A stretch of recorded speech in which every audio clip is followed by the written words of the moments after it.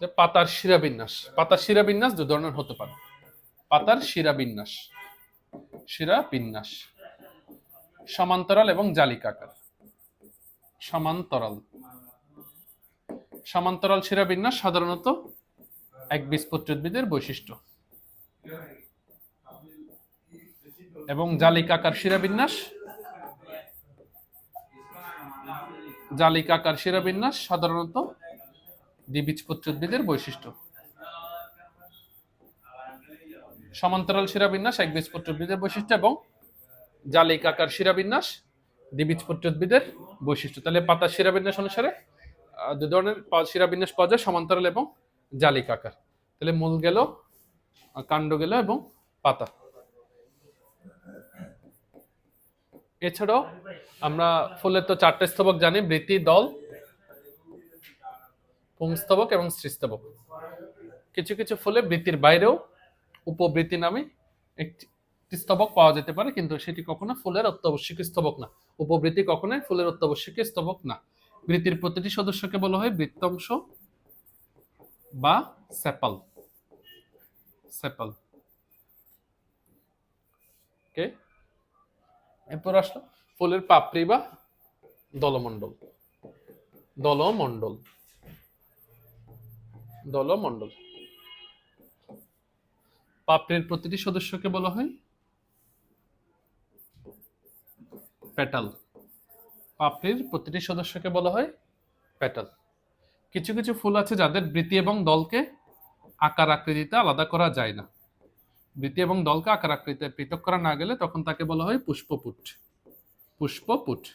বৃতি এবং দলকে আকার আকৃতিতে পৃথক করা না গেলে তাকে বলা হয় পুষ্পপুট। পুষ্পপুটের প্রতিটি সদস্যকে বলা হয় পেটাল, সরি টেপাল। পুষ্পপুটের প্রতিটি সদস্যকে বলা হয় টেপাল। পুষ্পপুটের প্রতিটি সদস্যকে বলা হয় টেপাল। টেপাল। পুষ্পপুট শেষে ট আছে, টেপাল। পতে পাপড়ি, পতে পেটাল।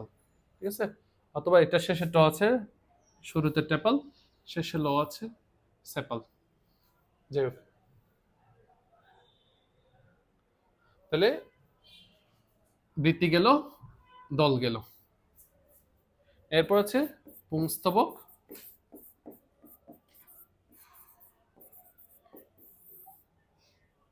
পুংস্তবক, পুংস্তবক ফুলের তৃতীয় স্তবক।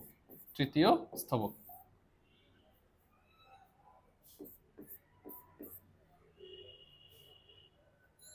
পুংস্তবকে পরাগধানী, পুংস্তবক শীর্ষে অবস্থান করে পরাগধানী এবং পরাগ দণ্ড থাকে। তবে পুংস্তবকের প্রতিটি সদস্যকে বলা হয় পুংকেশর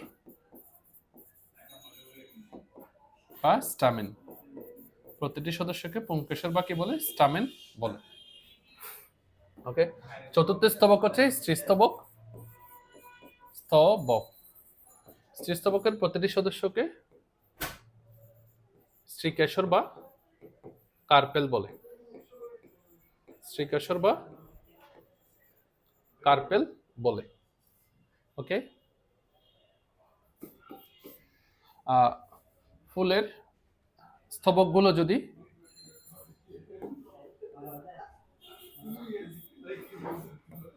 তিন বা তিনের গুণিতক, ফুলের যে কোনো স্তবক যদি তিন বা তিনের গুণিতক হয়, গুণিতক হয়, তাকে ত্র্যংশক বা ট্রাইমেরাস বলে। ট্রাইমেরাস। যদি চার বা চারের গুণিতক হয় তাকে টেট্রামেরাস বলে। টেট্রামেরাস হলো গিয়ে চার বা এর গুণিতক। চার বা চারের গুণিতক। গুণিতক। পেন্টামেরাস হলো পাঁচ বা পাঁচের গুণিতক। অর্থাৎ ফুলের স্তবক সংখ্যা যদি পাঁচ বা এর গুণিতক হয় তখন তাকে বলা হয় পেন্টামেরাস, পাঁচের গুণিতক। ট্রাইমেরাস পুষ্প সাধারণত একবীজপত্রী উদ্ভিদের বৈশিষ্ট্য, আর টেট্রা বা পেন্টামেরাস সাধারণত দ্বিবীজপত্রী উদ্ভিদের বৈশিষ্ট্য। ট্রাইমেরাস একবীজপত্রী উদ্ভিদের বৈশিষ্ট্য এবং টেট্রামেরাস দ্বিবীজপত্রী উদ্ভিদের বৈশিষ্ট্য। ওকে, যদি বলি যে টিস্যু হতে ডিম্বক উৎপন্ন হয় সেই টিস্যুকে বলা হয় অমরা। ফুলের অমরা কিভাবে বিন্যস্ত হয় তার উপর ভিত্তি করে বিভিন্ন প্রকার অমরা বিন্যাস দেখা যায়। যেমন ফুলের প্রতিটি স্তবক যদি পরস্পর থেকে দূরে থাকে তাকে বলে মুক্ত অমরা বিন্যাস।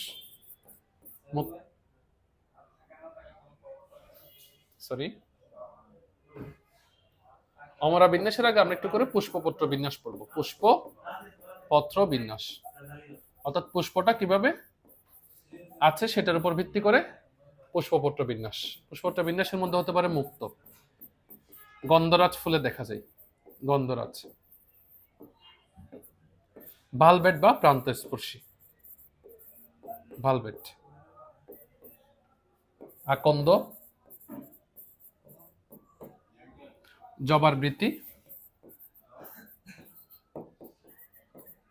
এবং বাবলা। আজব বাল্ব দিয়ে মনে রাখা যায়, আজব বাল্ব। বাল্ব ফর ভালভেট, আকন্দ, জবার বৃতি এবং বাবলা। জবার বৃতি, বাবলা, আকন্দ। তাহলে আকন্দ, জবার বৃতি এবং বাবলা প্রান্তস্পর্শী পুষ্পপত্র বিন্যাসের উদাহরণ।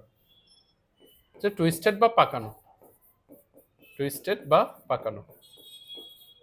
জবা ফুলের পাপড়ি বা দলমণ্ডলের পুষ্পপত্র বিন্যাস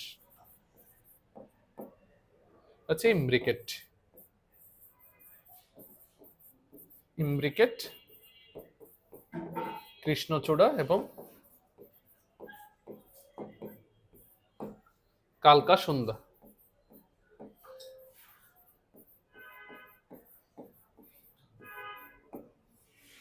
টুইস্টেড, জবার পাপড়ি, ইমব্রিকেট, কৃষ্ণচূড়া এবং কালকা সন্ধ্যা। এছাড়া আছে বেক্সিলারি পুষ্পপত্র বিন্যাস। বেক্সিলারি,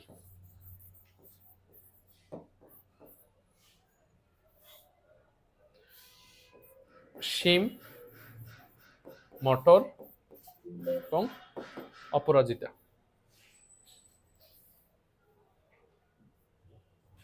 এবং অপরাজিতা।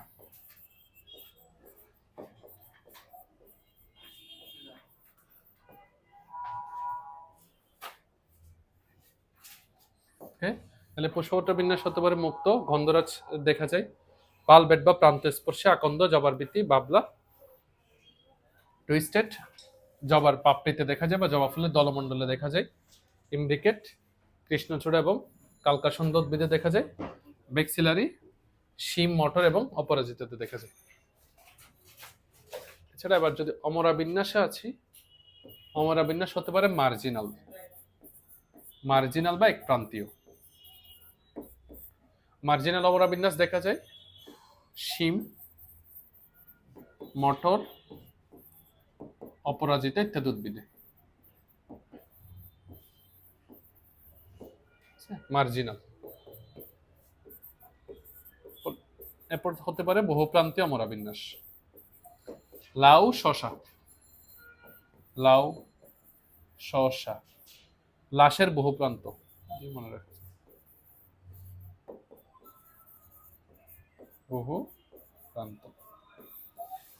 লাউ এবং শশা বহুপ্রান্তীয়। এরপর অক্ষীয় অমরা বিন্যাস। অক্ষীয় অমরা বিন্যাস দেখা যায় জবা এবং ঢেঁড়সে। অক্ষীয় অমরা বিন্যাস দেখা যায় জবা এবং ঢেঁড়সে।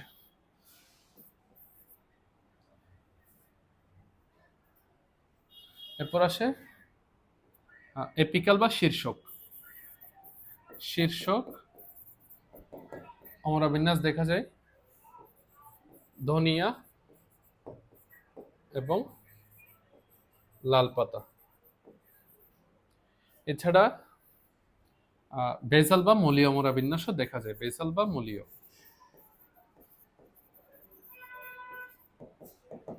দেখা যায় ত্রিধারা, সূর্যমুখী এবং ধানে। থ্রি দ্বারা সূর্যমুখী, ধান। ধনিয়ার শীর্ষ লাল দিয়ে মনে রাখা যায়। ধনিয়ার শীর্ষ লাল। লাল ফল, লাল পাতা। আর ধনিয়া শীর্ষ বলতে শীর্ষ, লাল ফল লাল পাতা। ওকে, যদি আসি মূল, থ্রি দ্বারা সূর্যমুখী এবং ধান, এরা হচ্ছে মূলীয় অমরা বিন্যাস। তো মূলে ত্রিশুদা, মূলীয় অমরা বিন্যাস দেখা যায় ত্রিধারা, সূর্যমুখী এবং ধানে। মূলীয় অমরা বিন্যাস দেখা যায়। এছাড়াও ফ্রি সেন্ট্রাল বা মুক্ত মধ্য অমরা বিন্যাস দেখা যায়। ফ্রি সেন্ট্রাল বা মুক্ত মধ্য অমরা বিন্যাস দেখা যায় তুত এবং নুনিয়া শাকে।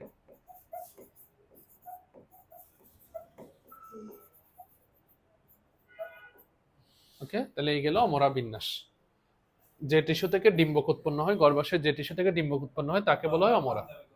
অমরার বিভিন্ন প্রকার অমরা বিন্যাসের মধ্যে আছে মার্জিনাল, বহুপ্রান্তীয়, অক্ষীয়, এক্সেল বা শীর্ষক, বেজাল বা মূলীয়, ফ্রি সেন্ট্রাল